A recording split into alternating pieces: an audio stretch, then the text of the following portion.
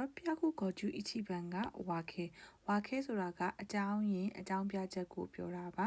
ချီကိုကုရှိတဝါခဲဥဟာနာစုချီကိုကုရှိတနောက်ချခဲ့ရတဲ့ဝါခဲအကြောင်းရင်းကိုဥဟာနာစုပြောလိုက်ပါတယ်ဒီမှာကျတော့နောက်ချလိုက်ရတဲ့အကြောင်းရင်းဆိုတာတဲ့နောက်ချရတာကိုသူကစင်ကြေပေးလိုက်တယ်ဆိုတဲ့အဓိပ္ပာယ်ပေါ့နော်အဲ့တော့ဖူတာဒီကဝါကာတဲ့တဝါခဲဥရှိဒီတိုင်ဖူတာဒီကနှစ်ယောက်သားကဝါကာလဲတ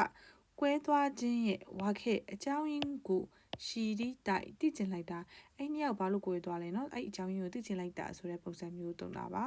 လန်ကိုပေါင်းဆက်ထားတဲ့စကားလုံးအသုံးလေးကိုတစ်ချက်ကြည့်လိုက်မယ်ဆိုလို့ရှိရင်ဖူကာဤနည်းနည်းတော့နက်တယ်ဆိုတဲ့အဓိပ္ပာယ်အဲ့မှာကဝါခဲနဲ့ပေါင်းလိုက်တယ်ဆိုလို့ရှိရင်လေးနဲ့တော့အကြောင်းအရာဆိုတဲ့အဓိပ္ပာယ်ရပါတယ်နောက်တော့ဒီမှာပေးထားတယ်ပေါ့နော်လူကြီးကောတွေတူညီတဲ့စကားလုံးတွေကိုကြည့်မယ်ဆိုလို့ရှိရင်လီယူသူကလည်းဗာလဲဆိုလို့ရှိရင်အကြောင်းအရာပဲနောက်တစ်ခါကျတော့ဒီဂျိုကကျတော့ကိစ္စရက်တွေကိုပြောတာပါအဲ့တော့ဒုတိယအသုံးအနေနဲ့ဘယ်လိုသုံးထားသလဲဆိုလို့ရှိရင်ခါတဲ့ကဣတေဣတုခုတုကဝါခေကဝါခါရနိုင်ခါတွေကသူကပြောလိုက်တဲ့ဣတေဣတုခုတုပြောလိုက်တဲ့ကိစ္စကိုဝါခေဘာလဲဆိုတဲ့အဓိပ္ပာယ်ကိုဝါကာရနိုင်နားမလဲပါဘူးဆိုတော့သူကပြောနေတယ်ဘာအကြောင်းနေပြောနေလဲဆိုတာငါမသိဘူးဆိုတဲ့အဓိပ္ပာယ်ကိုပြောတာပါ